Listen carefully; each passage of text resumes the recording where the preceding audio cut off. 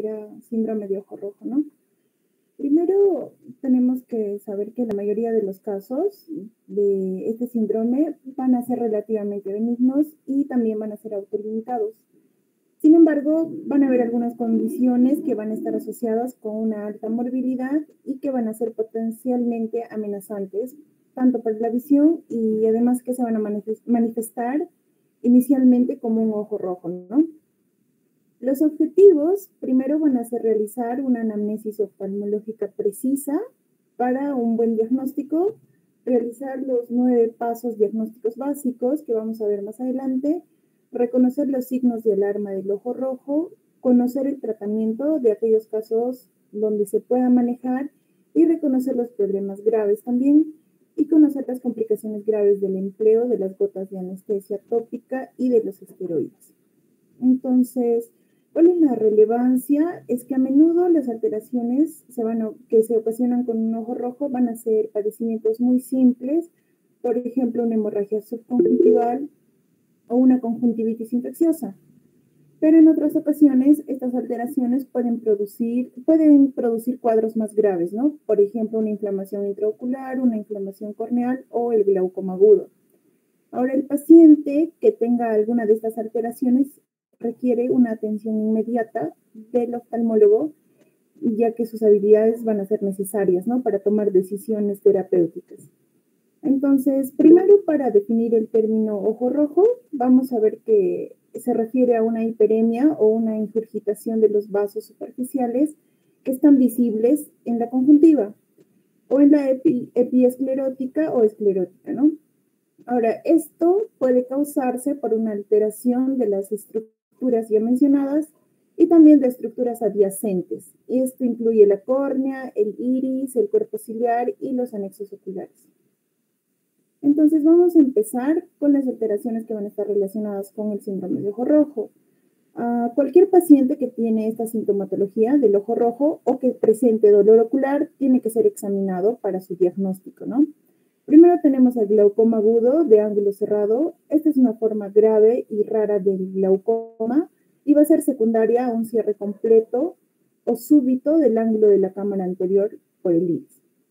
Luego, la iritis o iridociclitis es una inflamación grave del iris y también del cuerpo ciliar y se va a manifestar con una ingurgitación ciliar. La queratitis por herpes simple es una inflamación común y grave de la córnea que va a estar provocada por el virus del herpes simple y va a generar una ulceración corneal. Y la conjuntivitis, que es una hiperemia de los vasos sanguíneos conjuntivales, que puede tener un origen bacteriano, viral, alérgico o irritativo. Esta patología es común y con frecuencia no suele ser grave. Luego la epiescleritis, que es una inflamación rara, no tiene secreción, no es grave, suele ser alérgica y con frecuencia dolorosa. También tenemos el ojo rojo relacionado a los lentes de contacto, ¿no? Aquí va a haber una inflamación superficial que se resuelve con facilidad o también puede ser una afección que amenaza la visión. Y la escleritis, que a comparación de la epiescleritis, esta, si bien es rara, es potencialmente grave y con frecuencia tiene una larga evolución, es dolorosa y puede indicar una enfermedad sistémica grave. Ahora, por otro lado, la enfermedad de los anexos. Aquí las alteraciones van a ser a nivel de los párpados, del aparato lacrimal o de la órbita. Entonces va a incluir la dacriocistitis, el orzuelo y blefaritis.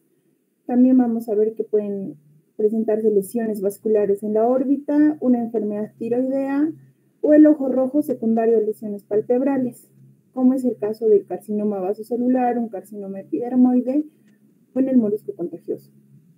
Ahora, la hemorragia subconjuntival va a ser una acumulación de sangre en el espacio virtual entre la conjuntiva y la esclerótica. Y el pteridium es un crecimiento normal de un pliegue triangular de tejido, como vemos en la imagen. Aquí. El nombre es pterigium. Pterigium. Pterigium, sí, pterigium. Ya, entonces, este crecimiento es en forma triangular y es un tejido que va a avanzar de manera progresiva sobre la córnea. Se puede presentar junto con una inflamación conjuntival localizada, generalmente en climas tropicales, y si llega a invadir el eje visual, la resección quirúrgica está indicada, ¿no? Luego la queratoconjuntivitis seca. Aquí va a haber una alteración que va a afectar a la conjuntiva y también a la esclerótica como un resultado de una deficiencia lagrimal, ¿no? El ojo seco. En las abrasiones y presencia de cuerpos extraños va a ocurrir una hiperemia como respuesta a las abrasiones corneales, ¿no? O en el caso de que haya la presencia de un cuerpo extraño. En la ulceración corneal, la pérdida de la integridad del epitelio corneal va a estar acompañada, puede ser de una infección o de un cuadro inflamatorio a nivel del ojo. Y también pueden haber lesiones secundarias a una anormalidad de la función palpebral, por ejemplo, la parálisis de Bell o la oftalmopatía tiroidea, que va a llevar a un daño corneal y a un ojo rojo, ¿no? O en los pacientes que se encuentran en coma, vamos a ver el lagoftalmos o cierre palpebral incompleto, como vemos en la imagen. Entonces, para la anamnesis, dentro de la anamnesis, tiene que ser una anamnesis completa, donde tenemos que tener en cuenta los antecedentes personales patológicos del paciente y una exploración integral. Las preguntas que debemos tener en cuenta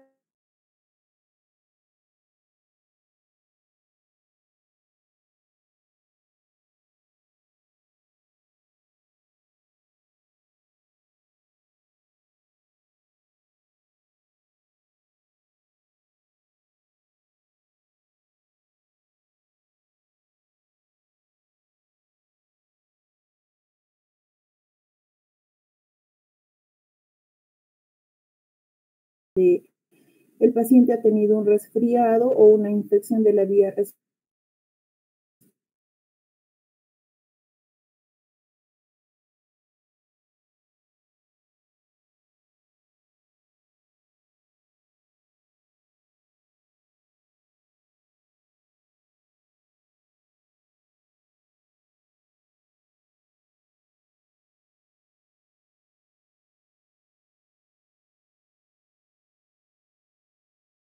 Una sensibilidad a la luz y si los síntomas suelen cambiar con el clima.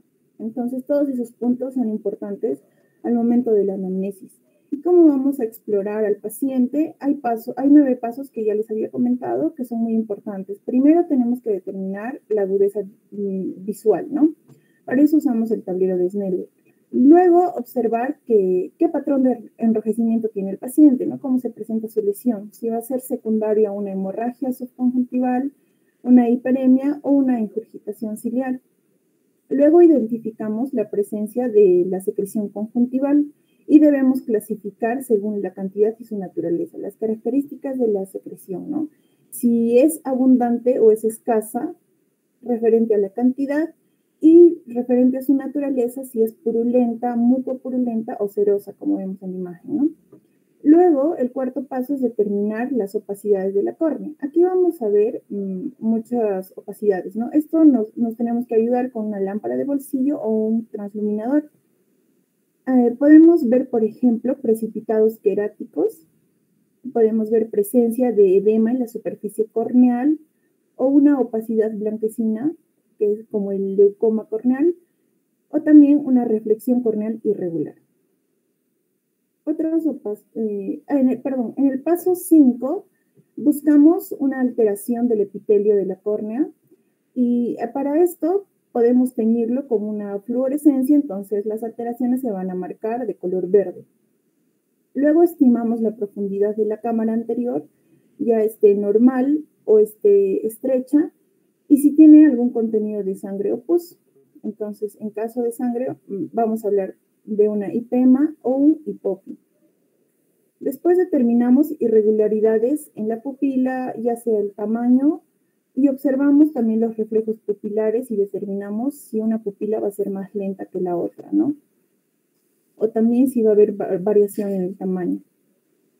Medimos la presión intraocular, porque en caso de una infección, no debemos usar el tonómetro, ¿no? Pero sí se debe medir la presión intraocular Y por último, determinar la presencia de una proptosis, porque es importante determinar cualquier limitación que tenga el paciente para el movimiento ocular. Entonces, ¿cómo vamos a interpretar los resultados? Tenemos que tener en cuenta que muchas alteraciones provocan ojo rojo, o casi la mayoría, ¿no? Y los signos y síntomas en estas patologías van a coincidir y todos van a empezar con el ojo rojo. Entonces, hay que tener en cuenta los síntomas, como la visión borrosa. Esta va a indicar una enfermedad ocular grave y si mejora, con el parpadeo va a sufrir la presencia de una secreción en los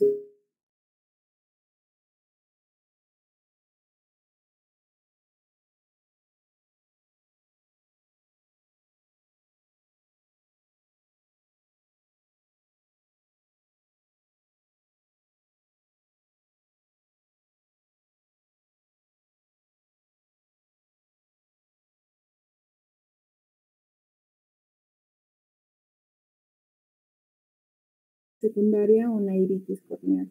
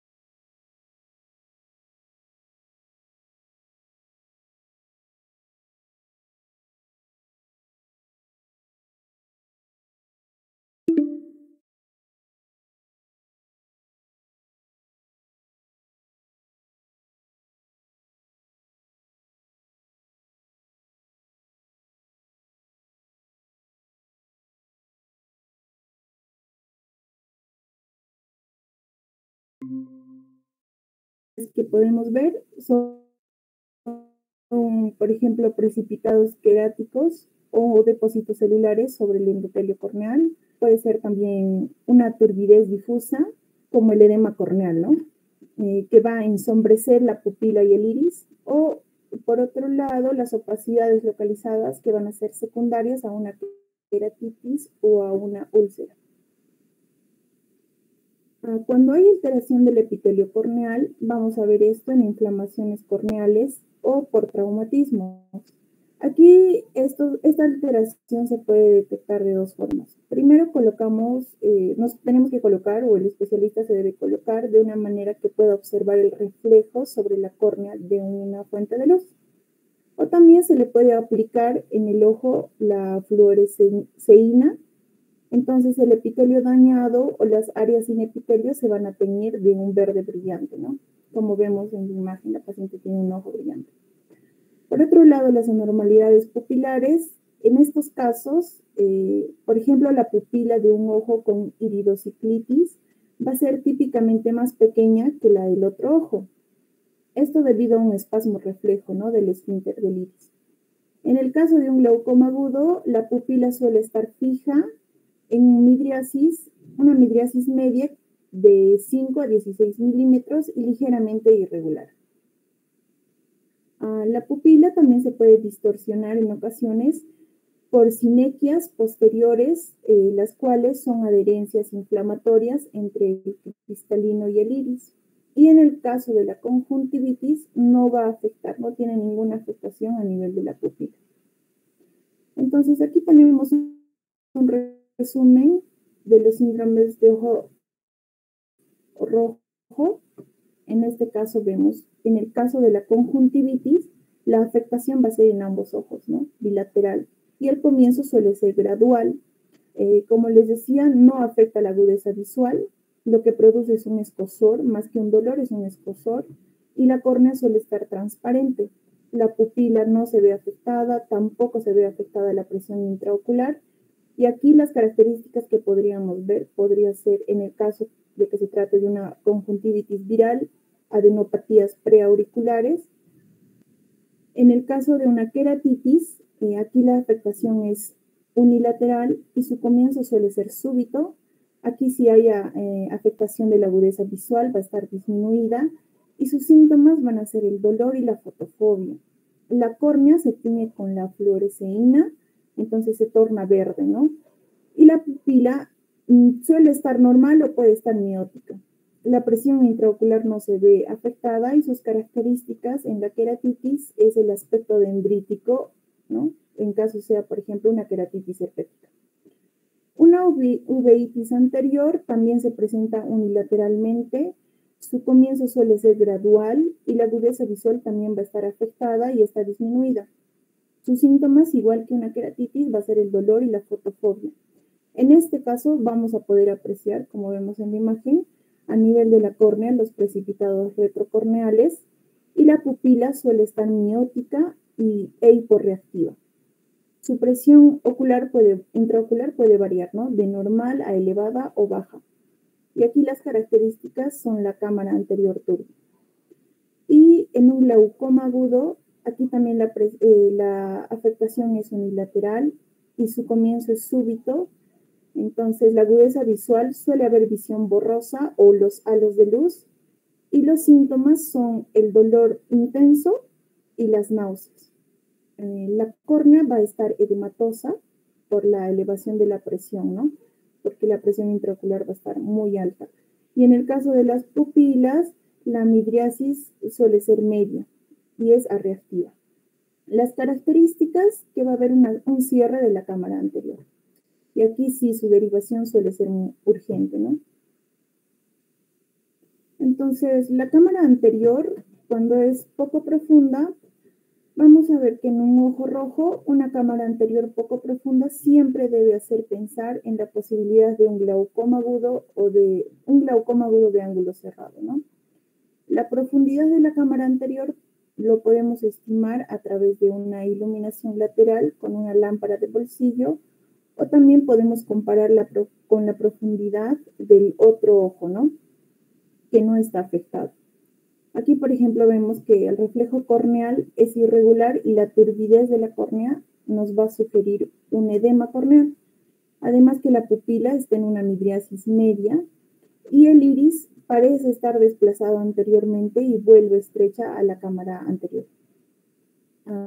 La presión intraocular elevada, tenemos que tener en cuenta que la presión intraocular normal suele estar entre 10 y 20 milímetros de mercurio. Entonces, la presión intraocular es la presión del líquido que se encuentra dentro del ojo, ¿no? Y estos son sus valores normales, de 10 a 20. Medir esa presión es como medir una presión arterial, ¿no? Son datos que sí debemos tener y no se suele alterar por causas comunes de un ojo rojo. Solamente lo vamos a ver, por ejemplo, en una iridociclitis o en el glaucoma agudo. Y debe medirse la presión cuando se sospeche de un glaucoma de ángulo cerrado. Entonces, esta presión intraocular elevada sí puede dañar el nervio óptico y el daño, en caso sea permanente, va a disminuir la visión, ¿no? Si no se trata el glaucoma, puede llevar a una pérdida total de la visión por el daño del nervio. Aquí vemos en caso sospechemos de un glaucoma agudo cerrado, los criterios diagnósticos, ¿no? tenemos que tener primero un aumento de la presión intraocular mayor a 30 milímetros de mercurio y también tenemos que sumarle los siguientes síntomas, uno de ellos, un dolor ocular súbito o puede ser náuseas, vómitos, una visión borrosa rápidamente progresiva, antecedentes de episodios de visión con halos de luz y también puede ser más de 2 de los siguientes signos, un edema corneal epitelial, las pupilas en midriasis media reactivas, iris bombé y la reacción conjuntival y ciliar. Luego, por otro lado, la proptosis, que es el desplazamiento hacia afuera del globo ocular, como vemos en la imagen, podemos tener muchos tipos de proptosis, ¿no? Cuando hablamos de una crónica, la causa más frecuente aquí va a ser la enfermedad tiroidea, o pueden haber tumores orbitarios, pero la enfermedad tiroidea es la causa más frecuente. En el caso de una proptosis repentina, esto nos va a sugerir una enfermedad grave del seno cavernoso o de la órbita. Y si es concomitante, puede ser por una hiperemia conjuntival o puede haber limitación, limitación de los movimientos oculares, ¿no? Y por otro lado, las secreciones, estas secreciones pueden ser purulentas, cerosas o pueden ser escasas, blancas o viscosas. En el caso de que sea una secreción purulenta, aquí vamos a ver que es de color blanco o cremoso, puede ser purulenta o acompañarse de moco, ¿no? Muco purulenta, y su origen en este caso es bacteriano. Una secreción cerosa, que es acuosa, clara y ligeramente amarilla, se va a tratar de una infección viral. Y cuando es escasa, blanca o viscosa, aquí podemos pensar en una conjuntivitis alérgica o en una queratoconjuntivitis seca, ¿no? El síndrome de ojo seco. Luego, podemos ver también cuadros de adenomegalia preauricular. En este caso va a haber un aumento del tamaño de los nódulos linfáticos que se localizan frente al pabellón auricular. El signo frecuente, este es un signo frecuente de una conjuntivitis viral. Y en una conjuntivitis alérgica, por ejemplo, no va a presentar esta adenomegalia, ¿no? La característica, por ejemplo, en el síndrome oculoglandular de Parinau, donde va a haber variedades de conjuntivitis granulomatosas crónicas, ¿no? A nivel del frente al pabellón auricular. Por otro lado, los padecimientos sistémicos que pueden estar relacionados son infecciones de la vía respiratoria superior y también cuadros de fiebre. Aquí puede acompañarse de conjuntivitis. Entonces, cuando es viral, vamos a ver que puede ser por un adenovirus, ya sea tipo 3 o tipo 7, y van a ser responsables de causar la fiebre y la faringoconjuntival, ¿no? Afectación tanto a la faringe como a la conjuntiva. Y en el caso sea alérgica, se va a presentar por una rinitis estacional o puede ser por una fiebre de Lema.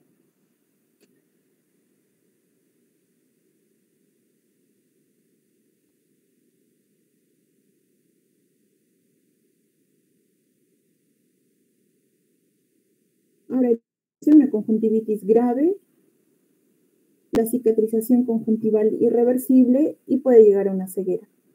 En este caso, las lesiones van a ser rojas en forma de diana sobre la piel y cuando este eritema multiforme está asociado a una alteración ocular, vamos a conocer este cuadro como el síndrome de Stevens-Johnson. Ahora, el diagnóstico por laboratorio, muchos casos de conjuntivitis leve se suelen manejar sin apoyo de un laboratorio, ¿no? Entonces, esto representa una desviación del manejo ideal, pero se justifica por el gasto que suele significar al obtener, por ejemplo, el frotis y los cultivos de rutina para enfermedades benignas y comunes. Pero los casos de probable conjuntivitis bacteriana que no suelen mejorar después de 2 días de tratamiento con antibióticos sí deben referirse primero al especialista, ¿no? Para confirmar su diagnóstico y se debe realizar estudios de laboratorio adecuados. En una conjuntivitis aguda purulenta se suele indicar la referencia al especialista y también hacer el cultivo de la conjuntiva, ya que es posible encontrar un agente causal, por ejemplo, un gonococo, ¿no? Y las conjuntivitis agudas purulentas gonocócicas van a ser una situación grave de manera potencial y puede conducir a la ceguera.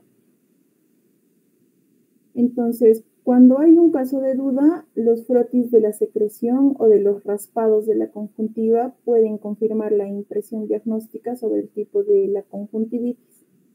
Ahora, los datos típicos de una conjuntivitis bacteriana, por ejemplo, son los leucocitos polimorfonucleares y bacterias. En una conjuntivitis viral, la presencia de linfocitos elevados, y en una conjuntivitis alérgica, los eosinófilos, ¿no? Los cultivos bacterianos y el análisis de sensibilidad a los antibióticos son de utilidad en caso de resistencia al tratamiento. Ahora, ¿cuál es el tratamiento o la referencia? En el caso, por ejemplo, de los pacientes con blefaritis crónica unilateral, se debe referir al especialista, al oftalmólogo, para descartar procesos malignos que pueden estar relacionados, como un carcinoma de células sebáceas o un carcinoma epidermoide, ¿no? Aquí vemos las indicaciones para un paciente con afecciones relacionadas al ojo rojo. En el caso tenga una blefaritis, se debe aplicar compresas tibias y también dar un masaje enérgico a los márgenes palpebrales por las mañanas y antes de dormir. Se debe aplicar también ungüentos o medicamentos por vía oral, ¿no? En el caso de un orzuelo o chalacio, se va a aplicar compresas tibias sobre el párpado afectado de 2 a 4 veces al día. Y se debe hacer evaluaciones constantes, ¿no? Para ver si la tumoración ha desaparecido o no. En el caso de una hemorragia subconjuntival, se debe saber que sin tratamiento la hemorragia se puede resolver de 1 a 2 semanas y no va a afectar para nada el ojo, ¿no? En una conjuntivitis viral, las lágrimas artificiales se pueden usar. También se debe tener las manos muy limpias, tanto en una conjuntivitis viral como bacteriana, ¿no? Un aseo adecuado y se debe evitar tocarse los ojos. También compartir objetos con otras personas, ¿no? De aseo, como por ejemplo las toallas. Y evitar las actividades sociales mientras se presente todavía la secreción. Ahora, la dermatitis de contacto puede simular una blefaritis. La suspensión del producto ofensivo va a hacer que mejoren los síntomas, ¿no? En aproximadamente 2 días, pero la curación puede tomar más de 2 semanas. Por ejemplo, en el orzuelo vamos a ver que va a ser una inflamación aguda de las glándulas o de los folículos pilosos, ¿no? Como ya habíamos visto en la anterior clase. La infección más frecuente por Staphylococcus aureus. Aquí podemos ver un orzuelo interno y va a haber una infección en la glándula de Meibomian, ¿no? O en un orzuelo externo, la infección va a ser en la glándula de Seymour. En el caso del chalacio, es una inflamación crónica de una glándula de Meibonio y se puede desarrollar de manera espontánea luego de un orzuelo, ¿no? Si esto persiste o si recurre a esta tumoración, se tiene que realizar una biopsia y porque pueden ser carcinomas de glándulas de Meibonio o un carcinoma epidermoide. Entonces, ¿cuáles son los puntos fundamentales en el tratamiento? Primero, aplicar sobre los párpados las compresas tibias 4 veces al día, ¿no? Que aproximadamente por 3 o 5 minutos. Se debe dar masaje sobre el párpado y también sobre las líneas de las pestañas para inducir la apertura de las glándulas, para estimular las glándulas, ¿no? Y también el drenaje. Luego se aplica ungüentos antibióticos tópicos en la línea de las pestañas y también sobre el orzuelo. Y las incisiones o legrado de la lesión si es que requiere, ¿no? Y no resuelve el cuadro en aproximadamente 3 a 4 semanas. Ahora, en el caso de una hemorragia subconjuntival, ya sabemos que es el sangrado por la ruptura de los vasos conjuntivales o también de los vasos epiesclerales, ¿no? Hacia el espacio subconjuntival. Entonces, esto se va a presentar como un ojo rojo que no duele y no afecta la visión y tampoco tiene secreción asociada. Esta hemorragia está asociado, puede o no estar asociada a una historia de trauma leve o una maniobra de Valsalva, ¿no? Por la elevación de la presión.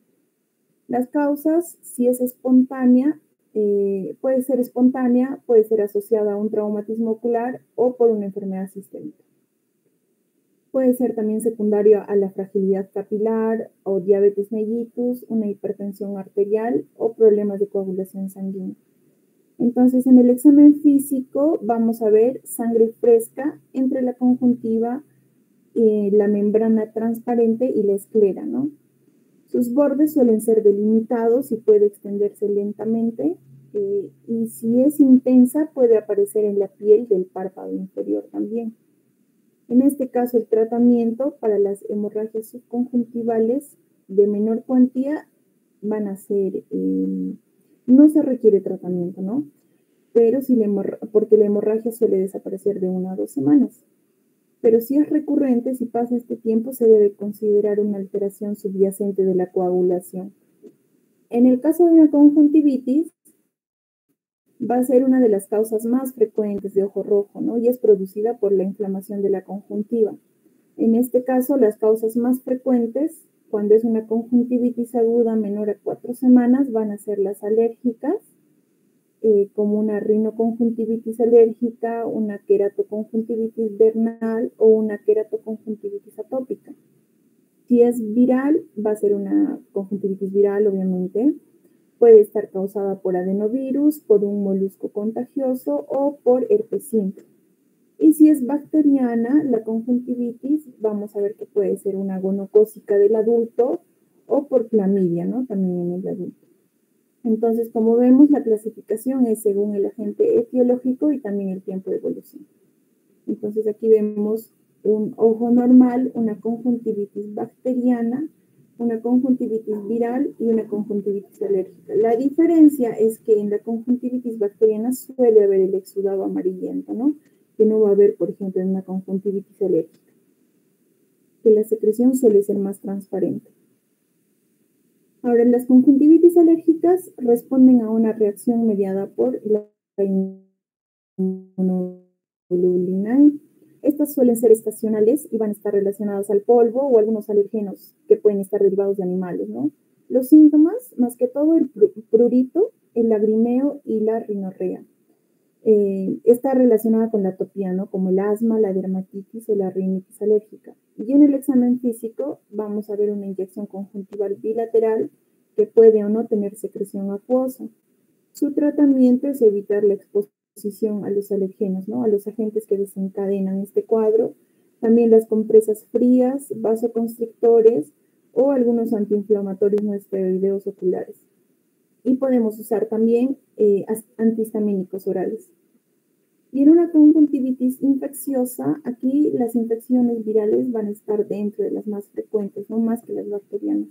Su transmisión va a ser por los dedos, por contacto. Puede ser por los dedos, por instrumentos médicos o también por piscinas. Los síntomas van a ser la irritación que suele iniciar en un ojo y que compromete el otro ojo después de unos días. Los hallazgos comunes van a ser una linfadenopatía preauricular, una inyección conjuntival generalizada, secreción acuosa y una reacción folicular de la conjuntiva tarsal inferior.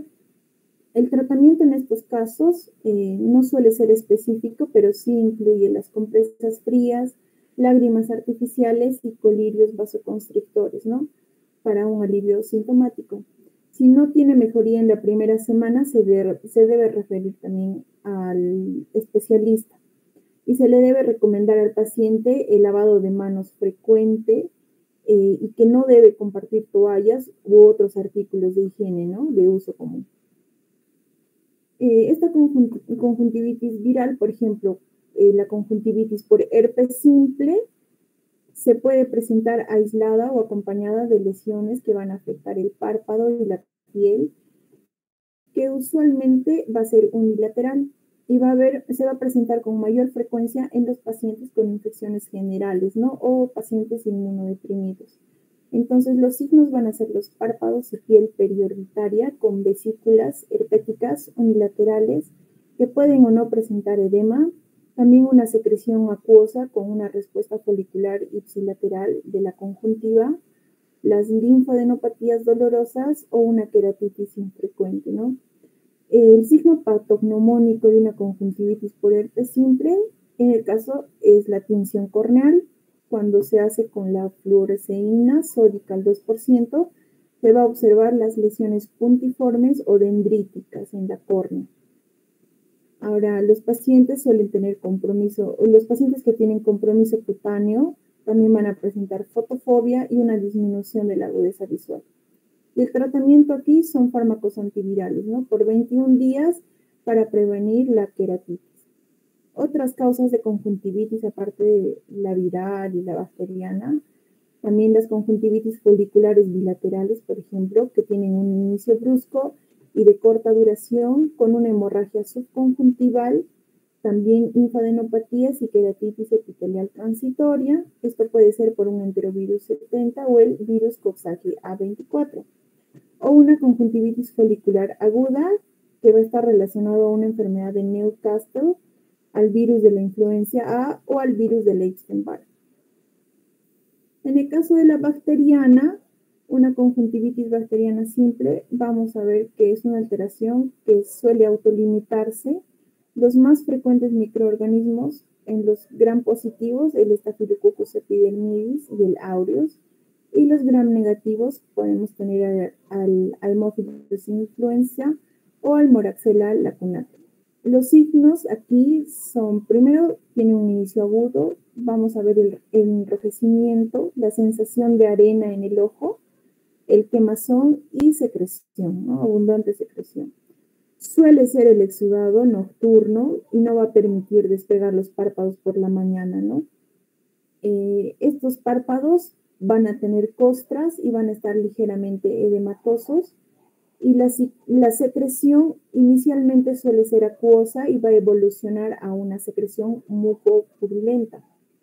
Ahora, la conjuntiva va a tener un aspecto rojizo aterciopelado, ¿no? El tratamiento aquí, si no tiene una resolución espontánea en 10 a 14 días, se debe iniciar con antibióticos de amplio espectro en gotas durante el día y una pomada por la noche. Luego tenemos la queratoconjuntivitis gonocócica del adulto. Aquí vamos a ver una infección venérea del tracto genitourinario por Neisseria gonorrhoeae, ¿no? Vamos a ver que la secreción suele ser purulenta y es hiperaguda, extremadamente profusa y espesa que resuma del ojo, ¿no? Sus signos, los párpados van a estar edematosos, van a ser sensibles con la secreción profusa y purulenta, la conjuntiva con hiperemia intensa, quemosis y también pseudomembranas. Va a haber presencia de linfadenopatías periauriculares prominentes y en casos graves puede haber una supuración de los ganglios preauriculares, ¿no? O también la presencia de una queratitis. Vamos a ver úlceras marginales que pueden progresar a un anillo ulceroso o úlceras corneales centrales donde va a haber una perforación y una endoftalmitis. El tratamiento en este caso es la hospitalización. Necesariamente se debe hacer un cultivo y se debe irrigar el ojo con suero fisiológico, hacer un lavado, ¿no? Frecuentemente. Y el tratamiento antibiótico sistémico que va a consistir en cefoxitina, 1 gramo por vía endovenosa o la cefataxima de 500 miligramos, ¿no? También la espectinomicina, 2 gramos intramuscular, en caso haya una resistencia a las penicilinas y los antibióticos típicos como gentamicina o bacitracina. Luego en una queratoconjuntivitis por clamidia del adulto, aquí es una enfermedad de transmisión sexual que va a estar causada, como sabemos, por la clamidia trachomatis en sus serotipos D acá. La conjuntivitis se suele dar en pacientes jóvenes y la mitad de estos pacientes van a tener infección genital asociada, ¿no? La transmisión es por autoinoculación por las secreciones genitales. Entonces los signos aquí van a ser un inicio subagudo de secreción mucopurulenta unilateral o bilateral, los párpados edematosos, la secreción mucopurulenta, una conjuntiva palpebral con hipertrofia papilar, va a tener grandes folículos en la conjuntiva de fondo. También la presencia de linfadenopatías que no duelen y la afectación corneal no suele ser frecuente, pero puede formar queratitis epiteliales, ¿no? Algunas opacidades subepiteliales o infiltrados marginales. Este cuadro suele ser de larga evolución y va a haber folículos menos prominentes con una cicatrización conjuntiva leve y también micropano superior. En este caso, el tratamiento si, puede ser tópico por una pomada de tetraciclina 4 veces al día por 6 semanas o sistémico con doxiciclina de 300 miligramos, ¿no? Una semana o a 3 semanas. La tetraciclina de 250 miligramos 4 veces al día por 6 semanas y la eritromicina de 250 miligramos 4 veces al día por 6 semanas. Entonces, los fármacos para el cuidado, tenemos, por ejemplo, los fármacos con los que tenemos que tener cuidado, ¿no? Los anestésicos tópicos, porque nunca debe prescribirse un anestésico tópico para prolongar la analgesia en las inflamaciones oculares, por ejemplo, o en el caso de heridas, porque este anestésico va a inhibir el crecimiento y la curación del epitelio corneal y también puede presentar reacciones alérgicas graves, ¿no? Que no suele ser frecuente.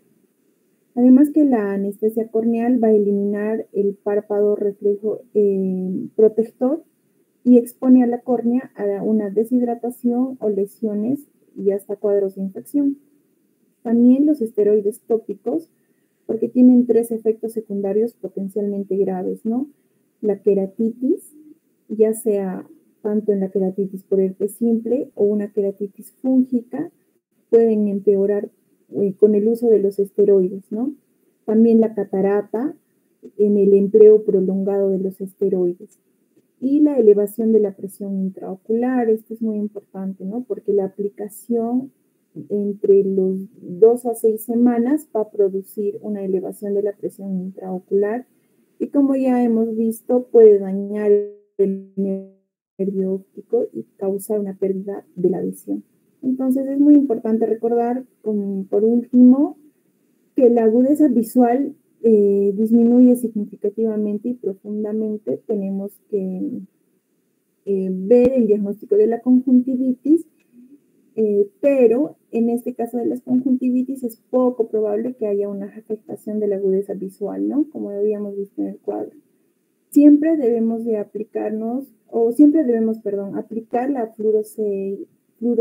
fluororesceína a un ojo rojo. Esto para investigar la integridad del epitelio corneal, ¿no? Igual hemos visto las patologías que llegan a alterar el epitelio corneal y las que no. Ahora, la desigualdad pupilar en un paciente con ojo rojo va a ser un signo de alarma y de enfermedad ocular grave. Si el paciente utiliza lentes de contacto blandos, va a estar indicado referir a un oftalmólogo, ya que debido a la diferenciación, ¿no? Entre las complicaciones leves y graves del empleo de las lentes de contacto. Y por último, al realizar la anamnesis del ojo rojo, debemos documentar todos los fármacos que se han aplicado dentro o alrededor del ojo, ¿no? Y tener en cuenta estos anteriores, los anestésicos tópicos y los esteroides tópicos, en caso el paciente sí haya usado. Y eso sería todo, doctora.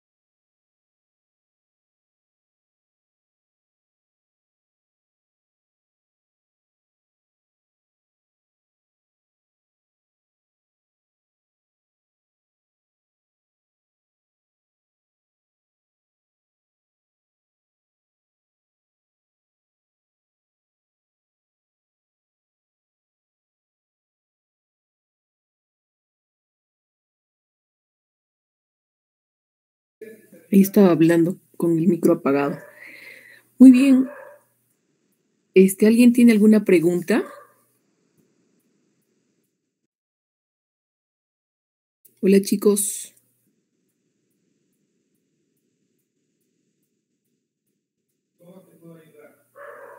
Yo tengo acá una imagen de Iris Bombé. Hablaste en un momento sobre glaucoma e Iris Bombé, ¿no es cierto? Sí, doctora. A ver.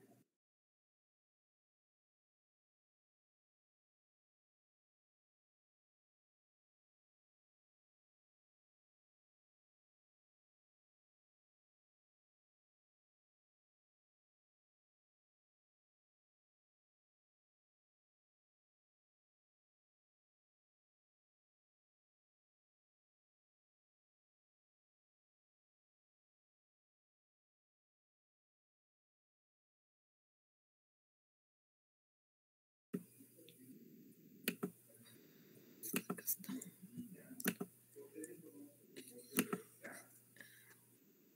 Esta es una imagen de Iris Bombé. ¿Se logra ver? Sí, doctora. Sí, doctora.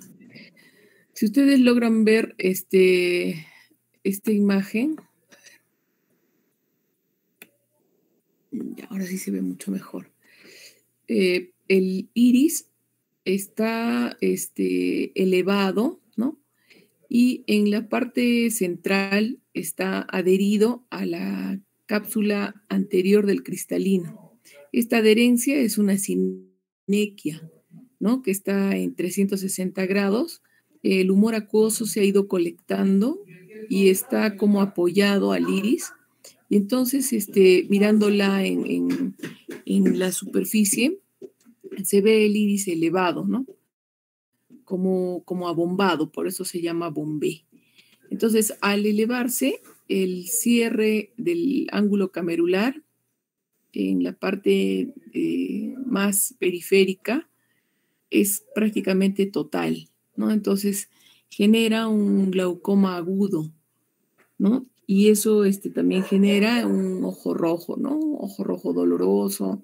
Hay alteración a nivel de la córnea, como ha dicho, como ha mencionado, edema corneal, ¿no? Antes de esto, el paciente probablemente tenga varios episodios de elevación de la presión intraocular. Y la solución, en este caso, es la aplicación de láser a nivel periférico haciendo iridotomías. De este modo vamos a lograr la efusión y la salida del humor acuoso, la baja de la presión intraocular y posteriormente la cirugía de catarata, ¿no? ¿Para qué? Para evitar justamente esta sinequia en 360 grados. Al realizar la cirugía de catarata se retira la cápsula anterior, luego se retira el cristalino y se va a colocar un lente intraocular. Al colocar el lente intraocular ya no es posible que el iris haga sinequias encima del lente intraocular. ¿Ya? Luego también escuché que decías acerca de los tipos de conjuntivitis, ¿verdad? Acá tengo algunos signos importantes de los tipos de conjuntivitis, ¿no? Por ejemplo, en esta imagen. A ver.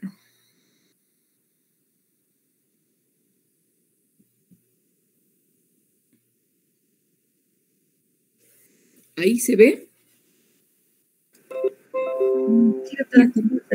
Ya.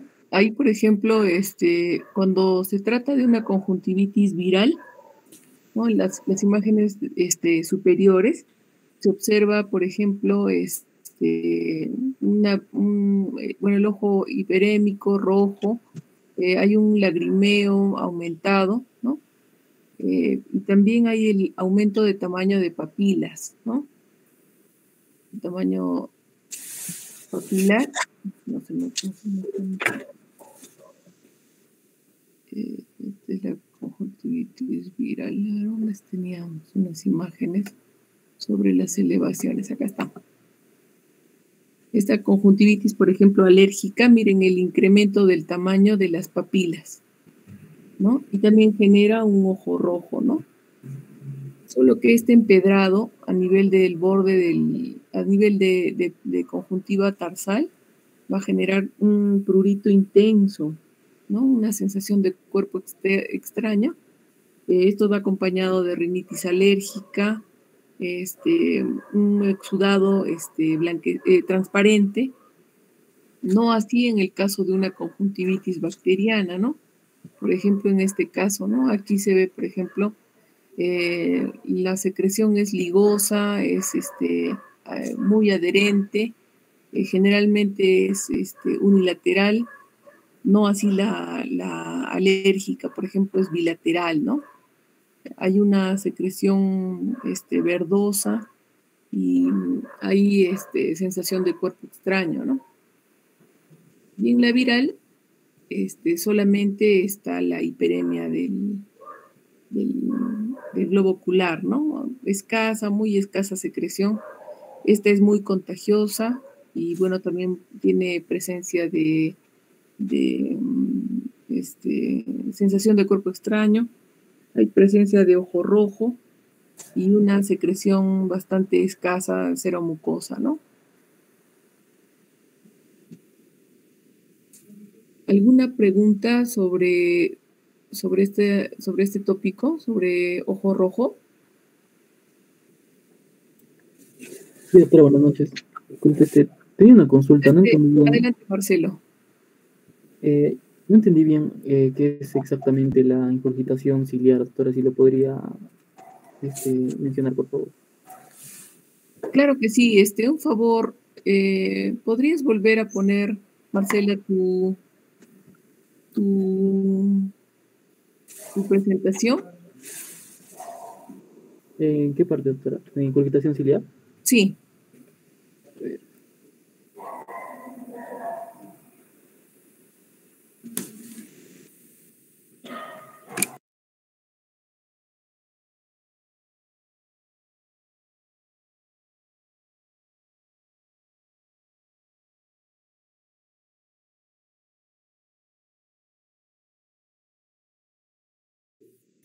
Ya, miren, por ejemplo, en la parte en la figura inferior del lado derecho, la ingurgitación ciliar es esta inflamación, exactamente. Si puedes agrandarlo, ahí está.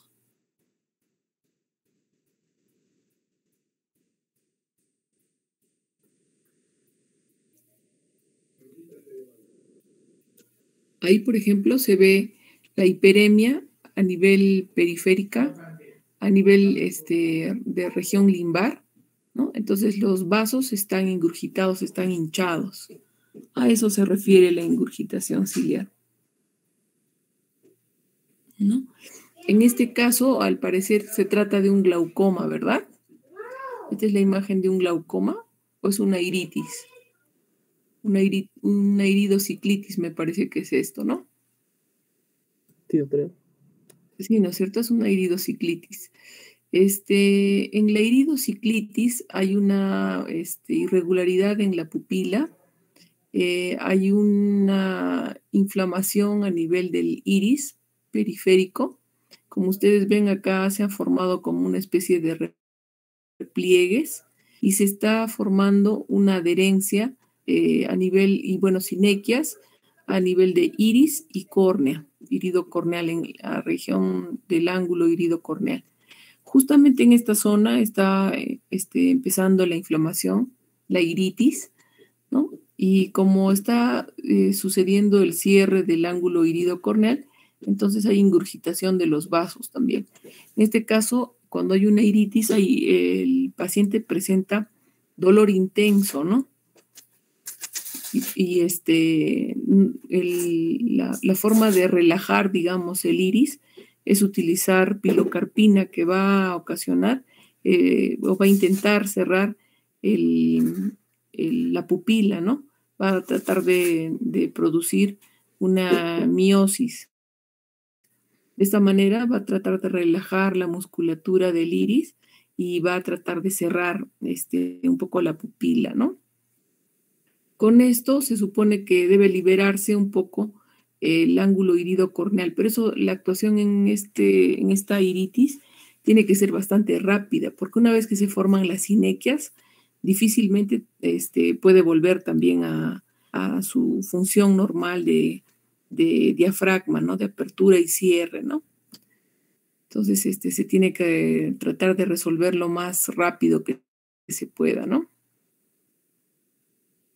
También se puede utilizar en el caso de iritis, cuando se incrementa la presión intraocular, se puede utilizar manitol, por ejemplo, para deshidratar el vítreo. Se puede utilizar glicerina, acetazolamida, ¿no? La medicación de un glaucoma, ¿no? Y antiinflamatorios, ¿no? No sé si eso se entendió bien, Marcelo. Sí, doctora, gracias. Bien, ¿alguien más tiene alguna pregunta? Doctora, una pregunta, por favor.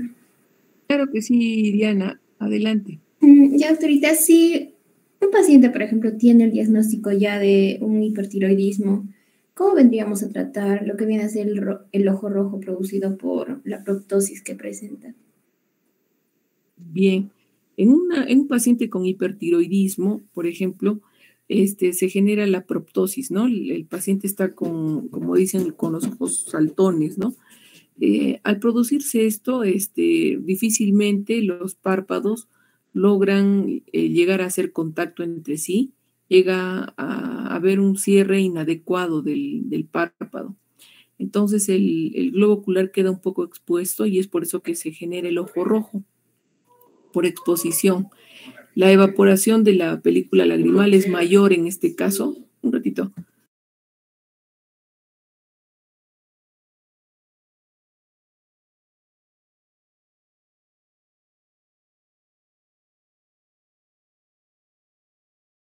Disculpen. Entonces hay una evaporación mayor de la película lagrimal y es por eso que se produce el ojo rojo, ¿no? Lo que normalmente se tiene que hacer es tratar de proteger la córnea, entonces utilizamos gotas lubricantes con mayor frecuencia o a veces también podemos utilizar el gel, ¿no? Un carbómero en gel. Entonces aplicamos el carbómero en gel y de esta manera tratamos de mantener hidratada la córnea, ¿no? Y disminuir la inflamación o el ojo rojo por exposición. Pero esto también es momentáneo, ¿no? No podríamos estar aplicando el gel porque el paciente también va a tener dificultad para ver. Entonces, ¿cómo podemos retroceder o regresar el globo ocular, digamos, dentro de la órbita, ¿no? Cuando hay esta proptosis por oftalmopatía tiroidea, lo que ha generado la salida del globo ocular hacia afuera ha sido un incremento de la grasa retroorbitaria, ¿no? Los músculos oculares, extraoculares, se han fibrosado y se han mezclado con la grasa orbitaria, se han hinchado un poco, han crecido un poco y es por eso que ocupan un poco más de espacio y el globo ocular sale hacia afuera como una proptosis. El tejido graso está empujando hacia afuera el globo ocular, ¿no? Entonces, lo que se ha intentado realizar como terapia, como esta es una inflamación, es utilizar triamcinolona retroorbitaria, ¿no? En pequeñas dosis y en varias ocasiones, varias inyecciones retrooculares, lo cual hace que disminuya la inflamación y el globo ocular pueda regresar paulatinamente a su ubicación dentro de la órbita, ¿no? Pero también se ha visto que al realizar este tipo de inyecciones retrooculares puede haber el incremento de la presión intraocular, ¿no? Y bueno, generar un daño mayor a nivel del nervio óptico. Entonces, lo que se ha visto es dar pequeñas dosis de triamcinolona retroocular, inyecciones de triamcinolona retroocular, ir midiendo con el oftalmómetro si es que va retrocediendo el globo ocular y va ingresando dentro de la órbita, ¿no? Esto es lo que se puede hacer, inyecciones de triamcinolonas en pequeñas cantidades, ¿no? No sé si eso responde a tu pregunta, Carol. Diana, doctora. No, Diana. Sí, Ya, sí, doctora, disculpa. muchas gracias. Ya listo. ¿Alguien más tiene alguna pregunta? Adelante, Jacqueline. Doctora, tenía una duda respecto a si la presencia de pus en la cámara anterior del ojo puede ocasionar glaucoma. Bueno, en realidad glaucoma no ocasiona, porque la presencia de pus en cámara anterior no es, no es por un periodo prolongado, es solamente un periodo corto, ¿no? Entonces genera una inflamación en cámara anterior, un aumento de la presión y mucho dolor, ¿no? Pero de ahí a que genere glaucoma, no, porque se supone que se tiene que tratar de resolver lo más antes posible la presencia de esta secreción purulenta en cámara anterior. Cuando la secreción purulenta es abundante, entonces se tiene que ingresar dentro del globo ocular en una cirugía y tratar de absorber este hipopión que está generando una obstrucción a nivel del ángulo camerular, pero más que todo, tratar de retirar lo que genere la pus. Por ejemplo, si es que hubiera una cirugía de catarata y hay restos de cristalino o alguna infección que esté generando la presencia de material purulento en cámara anterior, se tiene que hacer un lavado de cámara anterior con antibióticos, tratar de retirar esta secreción purulenta y al mismo tiempo estar administrando vía tópica y en forma frecuente antibióticos, de repente hasta con gotas reforzadas, ¿no? Hay formas de preparar gotas reforzadas, por ejemplo, con vancomicina, ceftazidima, que se puedan preparar, por ejemplo, acitromicina también se está utilizando. Y con esto, de acuerdo al cultivo de secreción que se haya encontrado en cámara anterior, se puede iniciar el tratamiento, ¿no? Y con ello vamos sacando al globo ocular de la posible endoftalmitis, ¿no? Recuerden que la presencia de pus dentro del globo ocular es un diagnóstico de endoftalmitis, ¿no? A veces cuando hay cirugías de catarata y hay restos cristalinianos, también genera la presencia de esta respuesta inflamatoria que se llama síndrome tóxico de segmento anterior, TAS se llama, ¿no? Síndrome tóxico de segmento anterior. Gracias, doctora. Gracias a ti, Jacqueline. ¿Alguien más tiene alguna pregunta? Mariam, adelante, por favor. Doctora, buenas noches. Doctora, le quería preguntar acerca de la queratoconjuntivitis en neonatos por clamidia. Doctora, esta infección en lo posterior al neonato le va a generar alguna infección recurrente o tal vez alguna complicación posterior. Sí, si es que la queratoconjuntivitis es prolongada y no tiene respuesta al tratamiento o no es identificada por los padres o por el pediatra o por el neonatólogo, puede llegar a generar un leucoma, porque podría generar una úlcera corneal, ¿no? Y al curar la úlcera va a curar ocasionando una opacidad de la córnea, ¿no? Del lente corneal. Y posteriormente esta opacidad puede generar un leucoma, ¿no? Al generar el leucoma, la visión del neonato no va a ser la misma que del globo ocular contralateral, ¿no? Entonces va a haber una menor estimulación lumínica hacia el globo ocular y una menor respuesta digamos, al estímulo visual, ¿no es cierto? Entonces, hasta que el paciente pueda ser sometido, digamos, a una cirugía de trasplante corneal y para que la córnea pueda ser nuevamente transparente, el paciente va a tener una desventaja en ese caso y la capacidad visual probable de ese ojo podría ser menor, ¿no es cierto? Porque no va a recibir el mismo estímulo visual que el otro ojito, ¿no? Entonces, es tan importante estos diagnósticos realizarlos a tiempo, ¿no? Sobre todo en el neonato, ¿no? Tener en cuenta, por ejemplo, una conjuntivitis si va asociada a una neumonía, podría tratarse de un neumococo, por ejemplo, ¿no?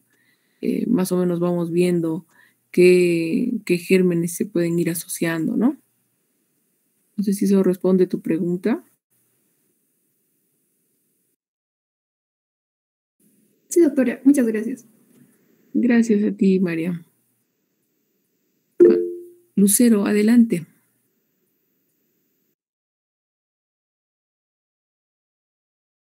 Hola, Lucero. Doctora, sí, tenía una pregunta. Como mencionó, en caso de la opacidad corneal, ¿siempre es de preferencia realizar el trasplante de lente corneal? Cuando hay una opacidad corneal y el paciente tiene la desventaja de pérdida visual, digamos, en un globo ocular, así sea cual fuera la edad del paciente, se tiene que tratar de rescatar la función visual, ¿no?, del paciente, y es por eso que se realiza el trasplante corneal, ¿no? Tratando de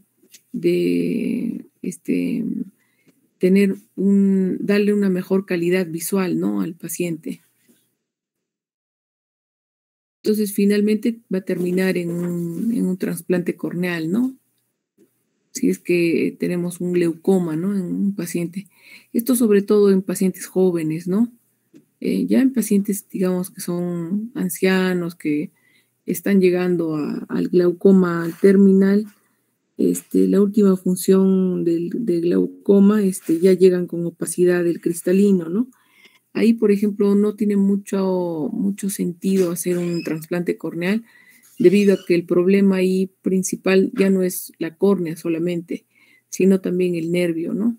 Entonces, al tener una pérdida de función del nervio, no tiene sentido esforzarnos en hacer un trasplante corneal si es que el origen del problema no es ahí, sino a nivel a nivel del nervio, ¿no? Es una neuropatía, ¿no?, ya final, ¿no? En cambio, si es un niño que tiene un glaucoma a nivel corneal y está justamente en el eje visual, se tiene que tratar de darle la mejor calidad visual, ¿no? No sé si eso se entiende bien, y responde tu pregunta. Sí, doctora, muchas gracias. Está listo, Lucero. ¿Alguien más tiene alguna pregunta? Muchas gracias por sus preguntas, son muy interesantes. La vez pasada que estuvimos conversando, nos quedamos en la vía lagrimal, ¿verdad? Y llegamos a ver finalmente un video acerca de una cirugía de vía lagrimal, ¿cierto? Sí, doctorita. Sí, ¿no es cierto? Ah, ya, entonces ahí terminaba la exposición también la vez pasada. Bien, yo creo que con la teoría que han revisado ustedes, esta parte del síndrome de ojo rojo también queda resuelta, ¿verdad? Sí, doctorita, todo claro. Sí, doctorita. Ya. Si tienen alguna otra pregunta más.